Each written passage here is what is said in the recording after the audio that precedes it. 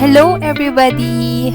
Ito na naman po kami sa isang na namang episode ng Rod and She nakalimutan, Rod and She Podcast. Nakalimutan yung title. So yun po, itong aming second episode.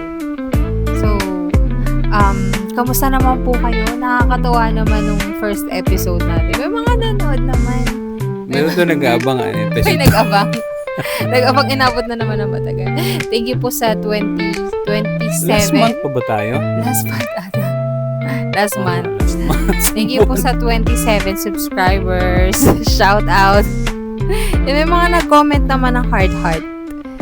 So, yun. Yes. Sana napanood naman nila. Napanood nyo po ba? So, yun. Recap naman sa first episode natin. Kasi medyo matagal na yun. Okay. Sige. Siyempre, pinag-usapan natin is about marriage.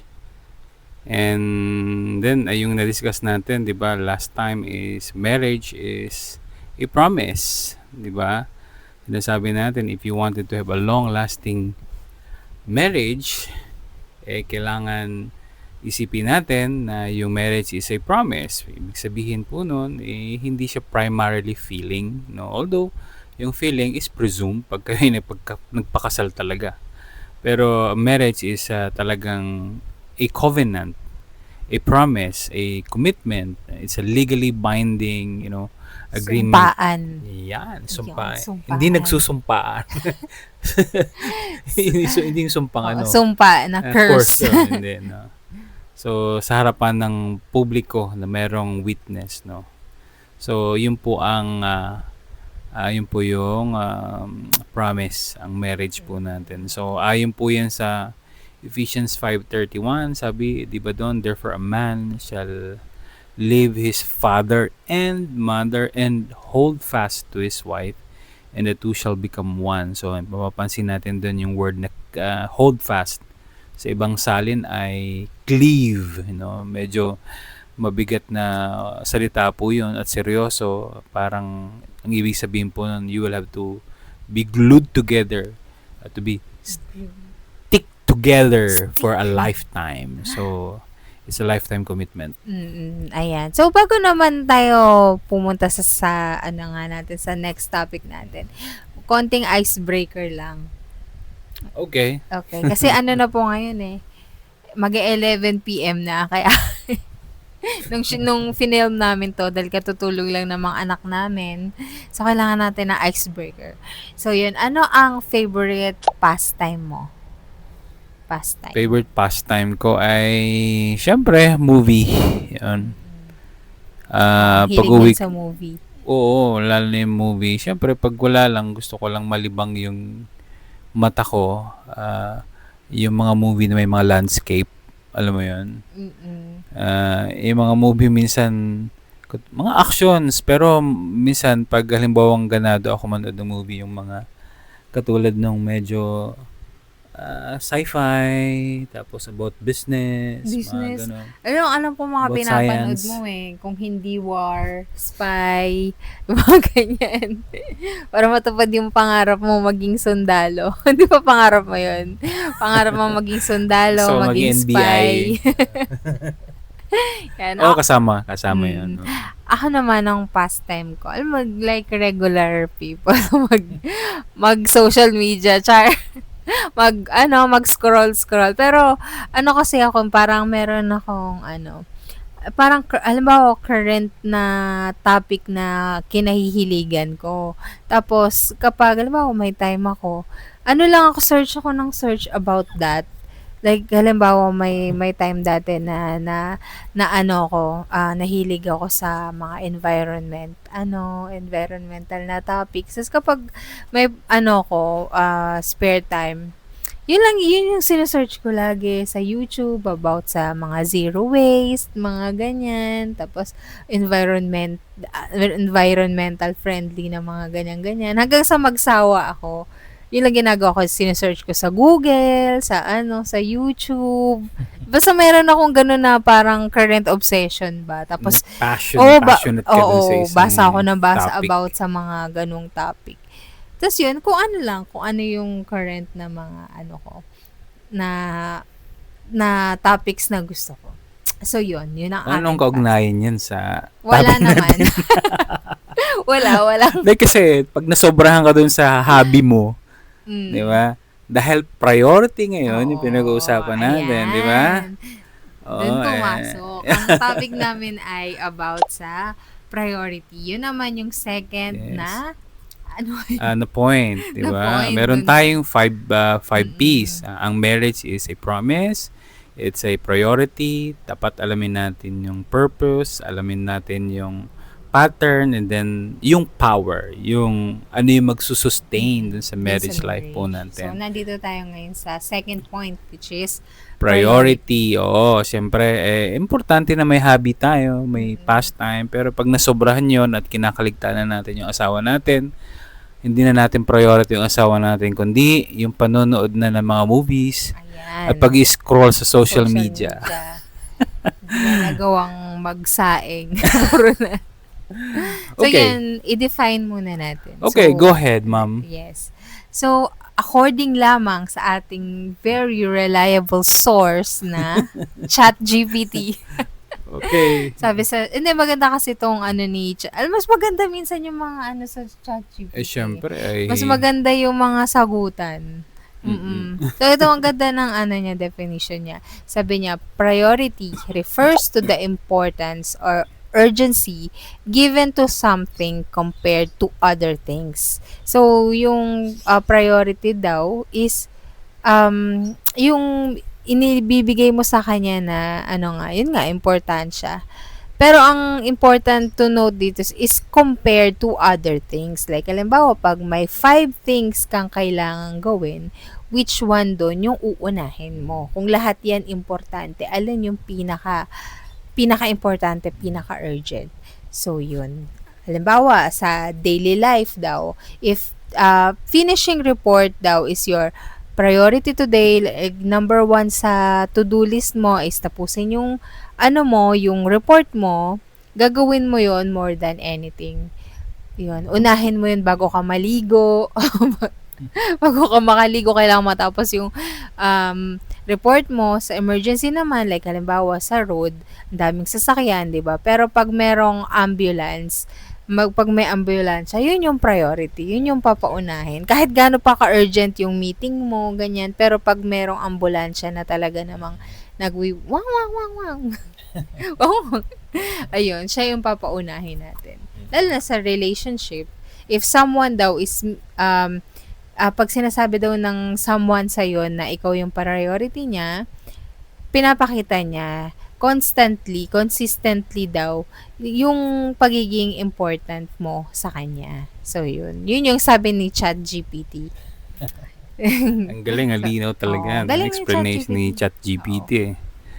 No, titingnan natin yung biblical principle about marriage.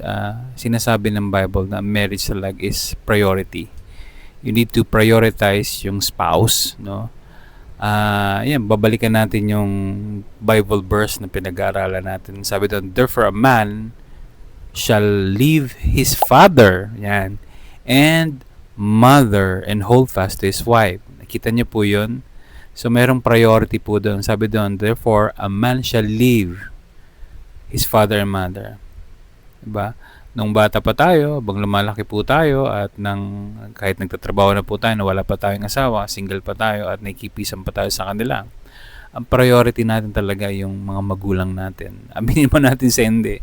They are our priorities. Minsan, nagtatrabaho tayo, yung sweldo natin, ibibigay sa kanila. Siyempre, kasi gusto natin silang maging masaya. We wanted to give back to them. We wanted to support them. And we love them.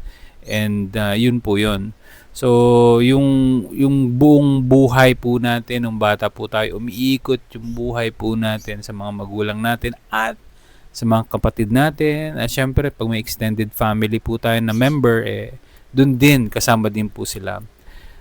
Most of our time ay ini-spend sa kanila, yung sweldo natin, I mean, everything, sa family po natin. Yun ang priority natin. But then, di ba, nung nagpakasal tayo, iyon po yung moment na nagbagong buhay mo. Okay? So the moment that you say I do, that you have said I do dun sa papakasalan mo, that's the moment that you switch and you shifted or whatever, diba? Nagbago na yung priority mo from your parents, from your family to your spouse. Okay? And hindi lang po compare dun sa parents, maging sa mga magiging anak nyo. So, priority natin ang spouse natin over our parents, over our children, over our work, and even our ministry kung nagsiserve po tayo sa simbahan. Okay po, but later on, we will explain that further. So, bakit po important na i-prioritize natin yung spouse natin? Kasi, di ba, pag nagkaroon tayo ng lifetime partner, yun nga, sabi, yun daw yung nag-change ng trajectory ng life natin. So, ano ba yung pag sinabing trajectory is, yun na yung ano, di ba, parang influence siya ng force na dire-diretso na ito na yung mga mangyayari sa buhay mo, may influence niya yung well-being mo, may influence niya yung career mo somehow, 'di ba? Yung financial life mo, emotional life mo. So, maraming aspect ng buhay mo talaga kapag nag-asawa ka ng ah ng toxic. 'Di ba magiging toxic yung life mo, pero pag nag-asawa ka ng somebody na na makakatuwang mo talaga, magiging masaya kayo, yun magiging supposedly madaling magiging salita, maayos yung yung relationship nyo ng asawa nyo, yun yung magdidikta yes, ng magiging Omsim, uri omsim. ng buhay mo. Yes, yun. Yung uri ng buhay na tatahakin mo. Yan. Mm-mm. Diba? So, kaya kailangan yung sa spouse natin is papasayahin na, diba? Yeah. Kailangan mamimit natin yung needs ng ating spouse because unmet needs will lead to resentment, diba? Yung resentment naman in marriage will lead naman to further pa na mga marital problems. So, yun. So, yun, prioritizing our wife, our husband, our spouse in our relationship, no? Pero again, disclaimer po ito, hindi ibig sabihin, no, na yung ibang relationship po natin ay hindi mahalaga, di ba? Yes. Meron po lang tayong tinatawag na hierarchy of priorities. And dun sa hierarchy ng priorities natin sa relationship, dapat yung asawa natin will always comes first. Okay? And of course, may example ka dun sa tsaka sa yun pinapanood mo. Hindi, dagdag dun sa disclaimer. Hindi naman siya your spouse against your parents. Yun naman, di naman yan competition ng ng kung alin ang may place sa life mo. It's just that, syempre, mas mo na yan, kasi di ba parang na kayo, parang one na kayo, mag-asawa. So, syempre, di ba minsan inuuna natin sarili natin, di ba? So, kaya unahin natin yung spouse natin. Parang kung nanonood kayo ng, alam ko pinapanood nyo to, When Life Gives You Tangerines, di ba? Meron kasing, hindi niya kasi pinapanood, kaya kailangan ikwento ko sa kanya. So, ganito yun. Kasi, di ba, naging na silang mag-asawa. Yung nanay niya, tsaka yung lola niya, against naman talaga sa wife niya. Kasi nga, yung wife niya is ulila, ganyan. So, parang bad yun sa kanila. Kasi shaman yung nanay, yung lola niya. Basta may mga pinapaniwalaan na ganyan-ganyan. So, gusto nila magpunta sa city yung nila, anak nila, para mag-aral, nag-asawa, ganyan. So, doon na tumira sa kanila si girl tsaka si boy, si Guansik. Tapos nung doon sila nakatira, nag-anak sila. Tapos alam mo yung mga traditional role ng mga daughter-in-law, siya tagalinis ng bahay, siya basta parang halos pinagsisilbihan niya na yung buong family, ganyan. Tapos parang ayaw niya ng ganun sana si girl kasi babae siya na mapangarapin, gusto niya talaga mag-college, gusto niya magkaroon trabaho sa corporate world, world, gusto niya maging poet, ganyan, yun okay. yung gusto niya talaga. Pero nauwi siya sa alam mo yung typical na na path ng mga siguro mo ng mga girls dati na nag-aasawa, Mm. nagse-serve sa mga in-laws. Tas Mm. ang para pinakang tipping point niya is, kasi yung nanay niya ni Ayu, si Ayu kasi yun, di niya alam yun, guys, di niya alam, di niya kilala si Ayu, basta si Okay. Ayu, yung girl. Ayan, yung nanay niya doon, namatay yun dahil ano siya, yung alam mo yung nagsumisisid sa dagat, nangunguha ng mga abalons, Okay. yung trabaho niya. So namatay siya dahil sa nagkasakit siya na related dun sa work niya. So ang gusto niya, yung anak niya, siya, tsaka yung anak niya, hindi na nila tatrabahuhin yung ganong klase ng trabaho. Ngayon yung grandmother-in-law niya, nag-decide na yung anak niya is gawin ding ganon. Tapos parang, syempre, nagalit siya, nagwala-wala siya doon. Tapos, naabutan nung lalaki na nag-aaway-away yung asawa niya, yung ano niya, yung mother niya, tsaka yung asawa niya. Kasi, yun nga, parang napuno na yung asawa niya. Pero yung nanay niya naman, syempre, para sa kanila, dapat irespeto kung ano yung gusto nilang Oo. gawin. Tapos, ang ginawa nung lalaki, hindi naman niya inawa yung nanay niya, pero ang ginawa niya, binukod niya na yung mag-ina niya.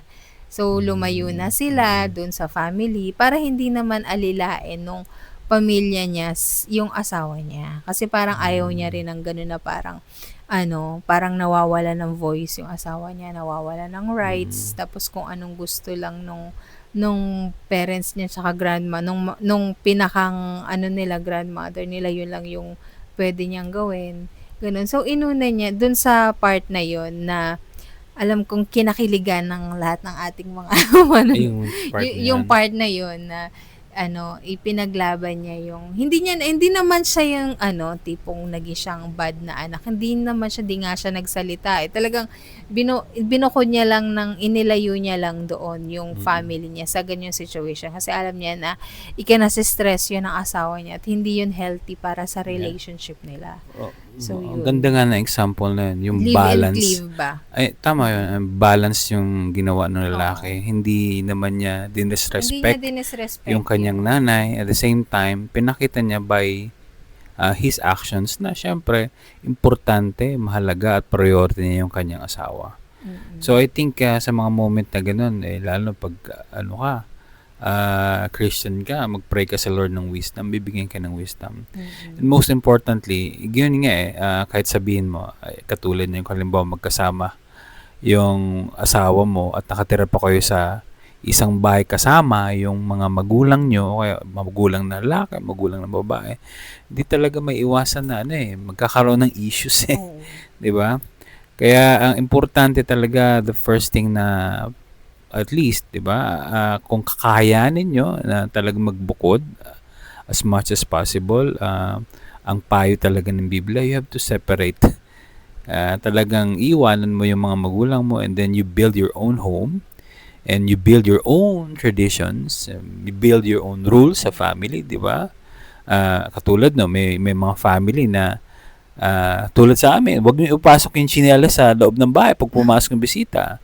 Sa ibang family naman okay lang, 'di ba? So you define your own rules bilang mag-asawa kasi para nagfo-form kayo ng sarili nyong isang unit ng government, parang gano'n, 'di ba? So Magkakaroon kayo ng sarili niyong rules, ng tradition niyo as a yes, family. that's true. Ganyan. Saka pag magbabasa ka sa social media, even sa mga sa mga friends natin, 'di ba? Alam mo 'yun, na parang marami yung merong issue ng ng mga in-laws and yung spouse nila. 'Di ba? Yes, exactly. Gawa ng sa tingin ko most of the time parang differences sa upbringing, Yes, ganyan, exactly. differences sa mga paniniwala or Oo. minsan pagpapalaki ng bata nagkakaroon ng Oo, nagkakaroon ng issues, 'di ba? So halimbawa, alam mo ganda mga halimbawa niya na pag halimbawa nakikita yung anak na 'di ba, hindi umiiyak. Siyempre, yung magulang maiirita kasi hindi mo sinasawa yung anak mo. Pero meron ako nabasa nabasa ko sa Reddit dati. 'Di ba girl siya ngayon, meron siyang in-law na kasama nila sa bahay. Tapos itong girl, yung nanay niya is pidya. So doktor yung nanay niya.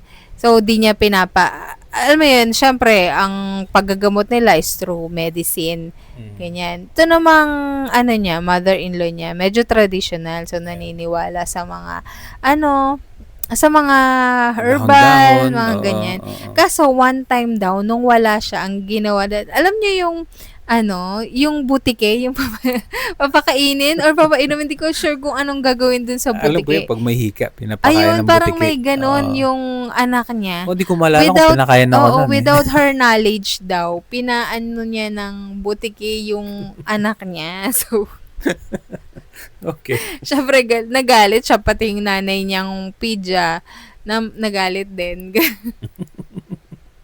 So, nakita niyo po, medyo kahit sabihin man natin na okay naman kami, may it's a different. Mag-a-arise yung mga Magkakaroon issues talaga ng nila. issues. But, of course, it's up to you. Kayo po magdi-decide niyan. But, I mean, the biblical principle says all those things, no? Siyempre, sa umpisa, kung hindi nyo pa kaya, sige, pwede, okay. Pero habang tumatagal, di ba? Katulad ng ginawa ni Gwansik. Si Sino ba? Gwansi. Si ano It's a good, I Si think it's a Park good, ano, no? Bom, It's a oh. good Maganda series. yan. Maganda yan. Di ko lang matapos kasi naiiyak ako eh. Naiiyak. Di ko matapos, kaka-post, kakaiyak. Yeah. Okay. So, yun. Okay, next naman is prioritizing your spouse above other commitments. So, ano ba yung mga commitment natin? Siyempre, madalas dyan yung mga work, ministry, kung nasa ministry po kayo. Yun yung madalas siguro na isa din sa mga nagiging issue ng mga mag-asawa, yung nawawala ng oras, ganyan daw. Yung parang mas inuuna pa yung ibang bagay, mas inuuna pa mag-cellphone. Mas inuuna pa yung barkada, yung ganyan, di ba? Mas inuuna pa mag-rides. Mas inuuna pa, ganyan. So, yung tipong ano na lang kayo, Saturday na lang kayo, weekend Inuuna na lang pa kayo yung magsama, basketball. inuuna pa kayo. So, sabi nga, di ba, if you love something, you will give time and attention to it. Exactly. Diba? So, ganun din naman yung yun nga siguro ironically, sa mga mag-aasawa. Kasi, kapag kayo, mag-boyfriend-girlfriend pa lang kayo, parang no, halos paghiwalayin na kayo kasi parang hindi kayo naghihiwalay. Para na kayong, pag meron kang ihahatid mo na sa bahay, pag uwi nyo pa, tatawagan mo pa. Bago magpaalam, kukwentuhan ng matagal. Tapos pag nakauwi ng bahay, oo. mag-chat, Mag-chat tatawag, pa, mag-video ganyan. call. Kapag Diba? weekend, magkikita kayo, ganyan. Pero, nung mag-asawa Pero nung mag-asawa na kayo, ayaw mo na umuwi. ayaw mo na umuwi. Tapos pag nasa bahay ka, lagi kang naka-cellphone. Diba? Yun naman, diba? O kaya naman, pag yung mga babae naman siguro, ang usual is mas inuuna, syempre, normal na mas unahin mo minsan yung mga anak mo kasi yun yung mga magugulo, unahin mo asikasuhin, di ba? Ganyan. Pero, dapat din pala na above other commitments, unahin natin yung time natin sa ating spouse. Alam mo, para sa akin yan yung ganang message yung syempre ako, yung mga commitment din ako sa trabaho, especially at the same time, bukod sa trabaho, meron din akong tungkulin sa simbahan, sa ministry.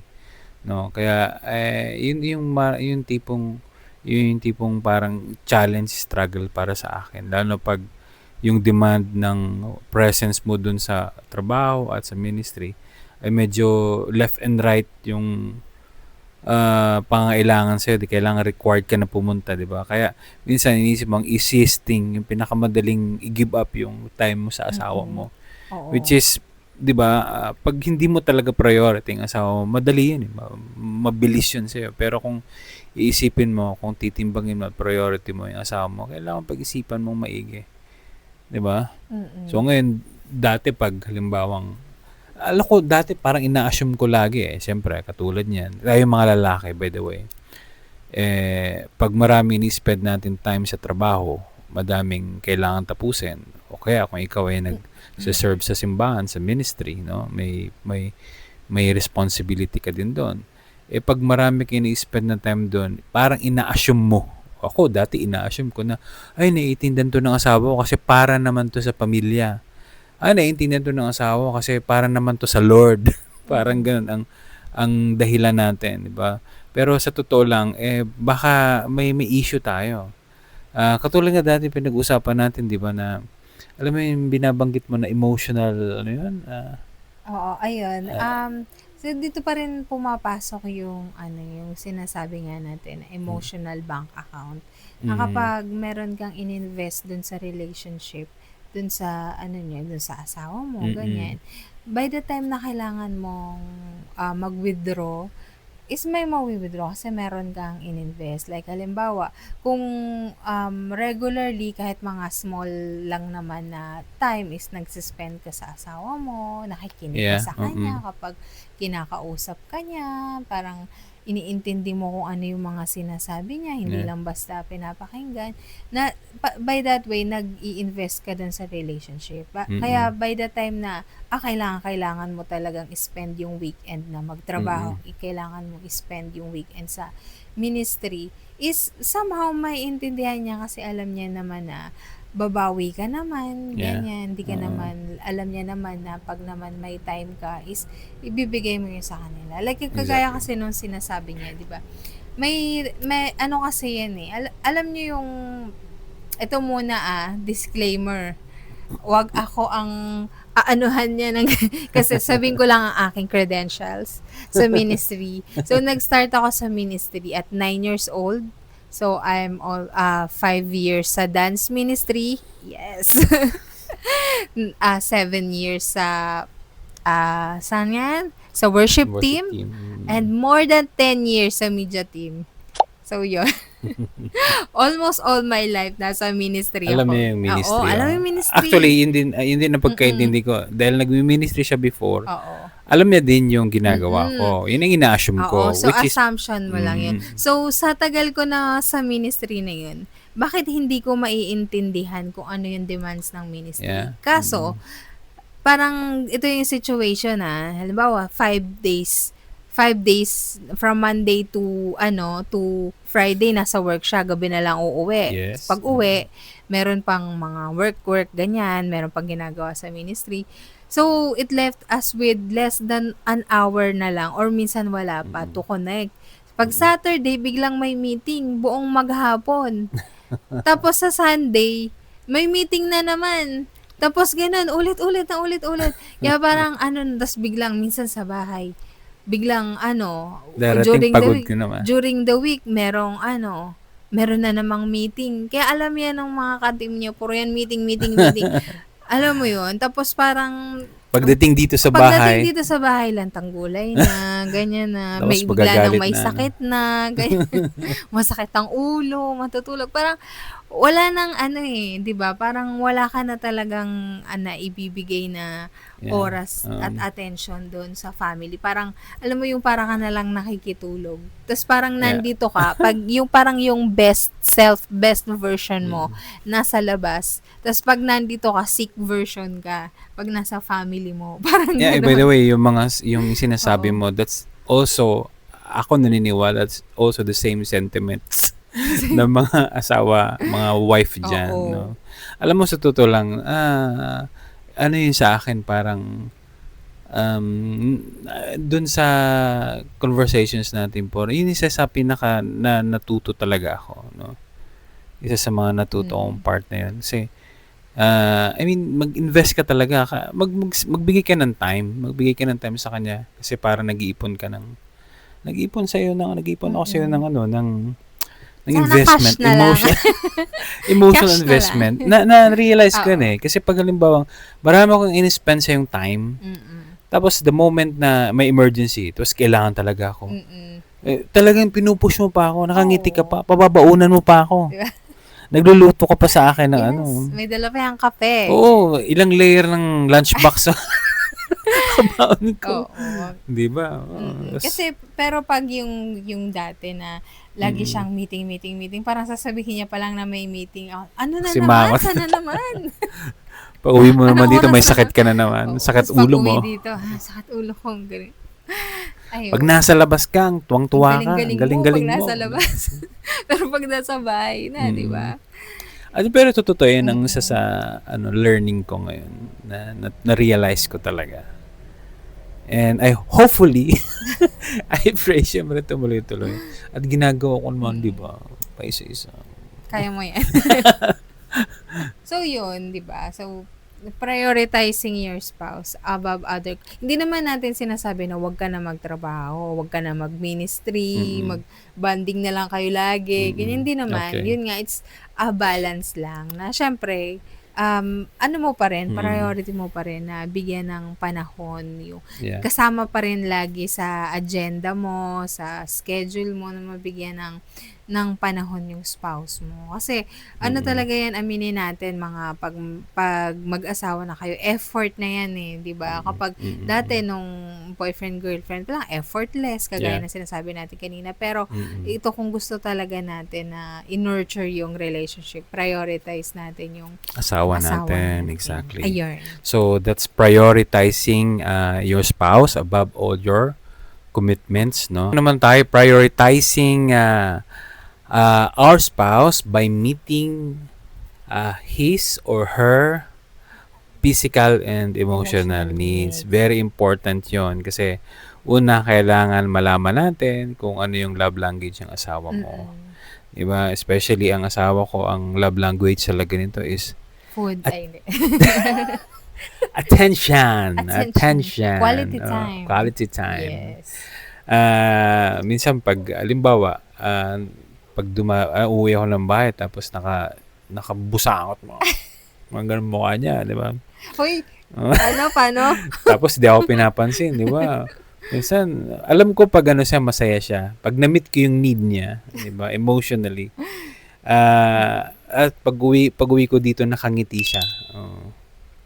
Nakangiti siya. Alam ko na-meet ko yung need niya, di ba? Pero pag hindi, siguradong may problema.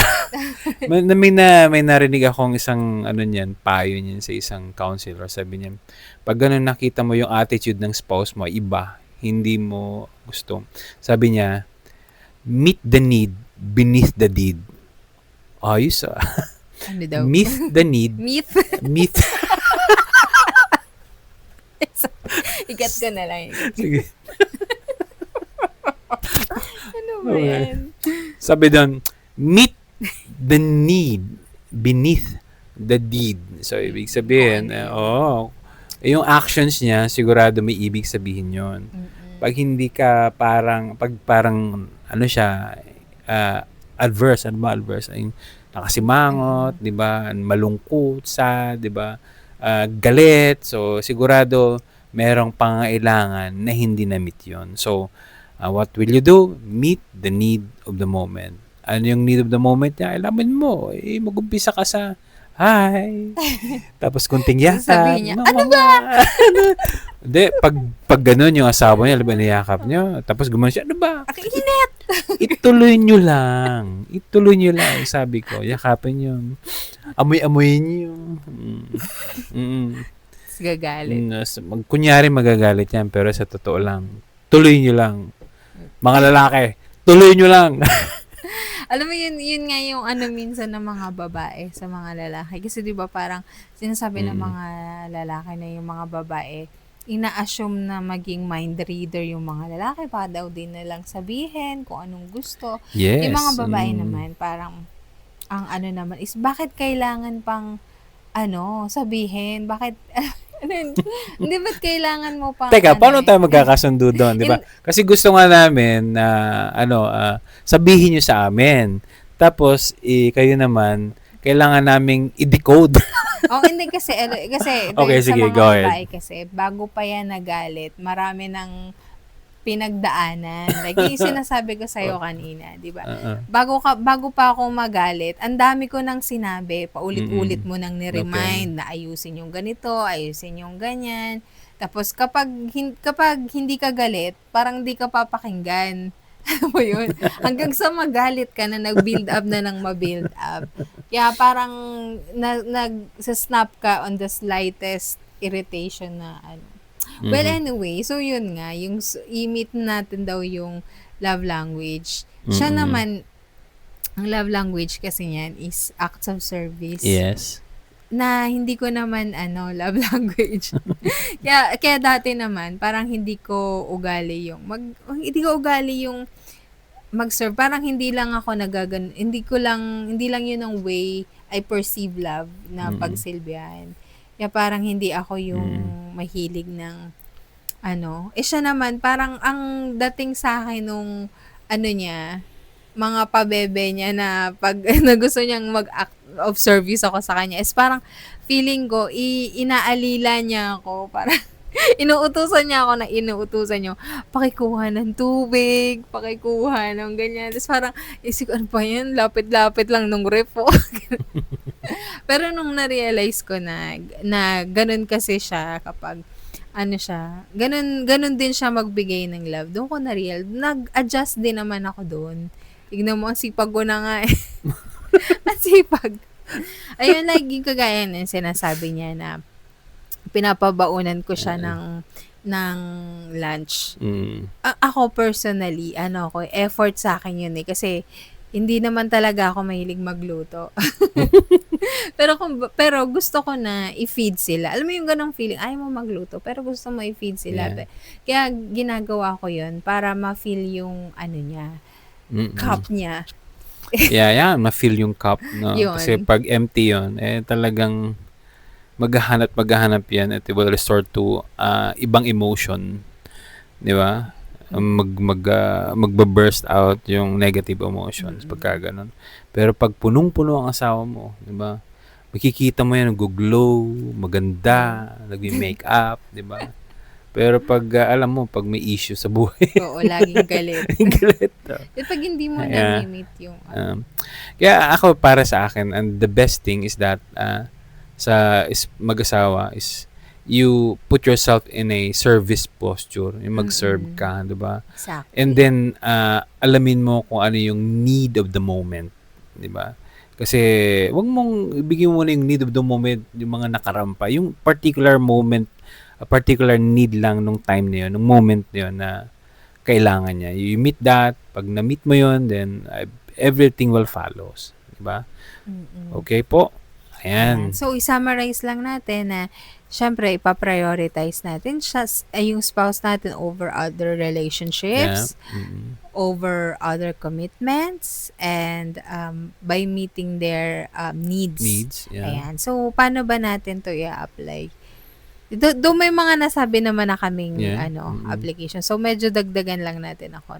Yung mga pointers natin dito, syempre, kailangan intentionally yan. Mag-exert tayo ng effort na in-nurture yung marriage life natin sa paanong paraan. I-prioritize natin yung need ng spouse natin.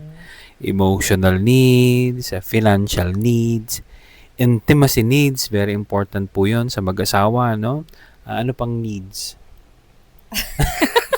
Bukang financial needs. So, yun. Basta yun, alam yun na yan, couples, diba? So, remember the word intentional. Intentional. Okay. Tas yung easiest, siguro yung first thing na kailangan nating i-spend sa ating spouse is yung time. Yeah. Diba? Kasi, diba, sabi nga yung pinaglalaanan mo ng time is nandun din yung heart mo. Yes. Diba? May ganun quote ba? Oh. Gawa ka na lang. Invento. Yun, diba? Kung love mo like halimbawa, kung love mong magluto, diba? Yes. Spend ka ng time. Kung love mo yung mag-spend ka ng time. hobby. Pagbabrowse lang sa Google, saka YouTube, madami ng time. Diba? Kung love mo yung work mo, diba? Pinaglalaanan natin ng time yan. Bakit hindi natin paglaanan ng time yung spouse natin? And hindi lang time na isi-spend natin. Siguro, let's try to talk with our spouses. Mag-usap, no? Kaya lang, alam mo yun, di ba, siguro karamihan ng mga mag-asawa, dahil siguro sanay na silang magkasama lagi. Sa bahay. Parang hindi na masyadong nagkakausap. Ganyan. Kasi siguro na pag-usapan na nila lahat na ng topic sa tagal nilang magkasama, di ba? So, pero hindi, let's still try na makipagkwentuhan sa spouse natin, kung ano yung mga ginagawa niya. Mga issues under the sun. Like, how does he feel about this? How does she feel about this thing? Ganun, di ba? na kwentuhan lang ng mga ng mga bagay-bagay, 'di ba? Tsismisan. Tsismisan ng mga kung ano-anong mga bagay. So, yun. Ano pa ba? Yan, importante din, Mm-mm. by the way, na alamin natin kung ano yung tunay na nararamdaman ng mga asawa Yes. natin. Kung ano yung, alam mo yun, ano yung comment niya dito sa, anong nararamdaman niya sa nangyayari sa gobyerno as a whole, sa kultura natin, sa ganitong philosophy, sa simbahan, o kaya sa family. Ano mo, kasi hindi naman chismis eh, 'di ba? I think na ano mo siya, nalalaman natin kung ano iniisip Facts niya. lang. Facts. Oo. Nalalaman natin kung anong Mm-mm. ano yung nararamdaman niya tungkol doon, 'di ba? It's very important 'yun, 'di ba? Ngayon, minsan kasi may mga tendency tayo, mga lalaki, halimbawa, tungkol sa problema yung gusto niya i-share. May mga lalaki, ako especially, kahit noon dati, no? Mm-mm. Pag, nung di pa ako natututo, pag ikaw nagsishare sa akin ng nararamdaman mo, para, halimbawa, problema, ang tendency ko lagi magbigay ng solusyon. Mm-mm. Intellectual, galing ko naman pala no, no? Pero ang galing. kailangan mo lang pa listener. naman nun is makinig, listen lang, 'di ba? And then conversation. Tsaka alam mo yung, imagine mo, alam mo kung meron kang something na sobrang seryoso na gusto mong sabihin, kanina mo pa yun sasabihin. So, Alam nga okay, namang oo. sa ibang, 'di ba? Kaya siguro yung ibang mga spouse, talagang sa iba pa nila na ilalabas yung mga nila, concerns nila, Yeah. yung mga nila talaga, kasi yung spouse nila kausap tapos nagse-cellphone habang kausap nagse-cellphone, 'di ba? O kaya ano 'yon? Kilala kong ganyan eh. Ayun. And siguro para din sa part ng mga wives na usually parang nahirap i-communicate yung feelings. Siguro let's learn, hindi lang pala wives, even yung husband. Husband, Let's yes. learn to i-communicate din yung feelings natin if ever na feeling natin di tayo naiintindihan. Siguro at first di tayo naiintindihan kasi Yeah, hindi nga exactly, natin oo. nako-communicate, but when we learn to to verbalize kung ano yung Verbalize, mga yes. concerns natin. Siguro, Mm-mm. through that, mas magkakaroon ng understanding yung spouse natin. Yeah. So, yun. Let's- Spend time, talk to them, ganyan. Baka natatakot din kasi sila ba kung ano magiging response ng asawa nila pag sinabi yun. Pero guys, try it, 'di ba? It's worth the risk. 'Di ba? Anong gagawin natin immediately right after this? I think maganda siguro right at this moment, pagkausap mo yung nandiyan yung asawa mo, diyan naman sa tabi nanonood yung asawa mo, pwede bang kausapin mo muna, 'di ba? Di ba? Post Muna, video kwentuhan na to. muna tayo, 'di ba? Ito, post mo muna 'to. At mag-usap muna kayo, kwentuhan kayo. Kayong dalawa lang, tingnan mo siya sa mga mata, 'di ba? Baka di mo alam, 'di ba? Dati nung mag-jowa pa lang, lahat ng corner ng mukha niya kabisado mo. Pero ngayon, 'di ba, tinutubuan ng pimples yung asawa mo, di mo alam eh. 'Di ba? So, like that, 'di ba? So, spend time, sit down together now. Hindi na bukas, hindi na sa sunod na araw. I think the best time to start is now. Find time. Okay? So yun, there's so much more to talk about Yes. this topic. So, di naman namin makover lahat Opo. dahil limited lang yung time natin. Kaya kung meron po kayong comments, questions, anything, comment naman po kayo. Wag lang puro, thank you sa mga nag-heart Yun, pero Okay. mag-comment din po kayo ng ng mga Okay, questions kasi syempre, or maganda yung may narinig tayong comment kasi encouragement Feedback. din sa amin po yun. yes. At thank you din kasi meron kaming naitutulong o nagsishare na kumbaga mga principles makakatulong sa inyong mga mag-asawa. Okay? So, yun. Again, Alright po. thank you so much po Thank you sa po. pakikinig. Kung nakaabot kayo sa point na to, thank you so much. And hanggang sa susunod po namin na episode. Salamat sa inyong pagtsatsaga. Thank you. Bye-bye. Bye. God bless.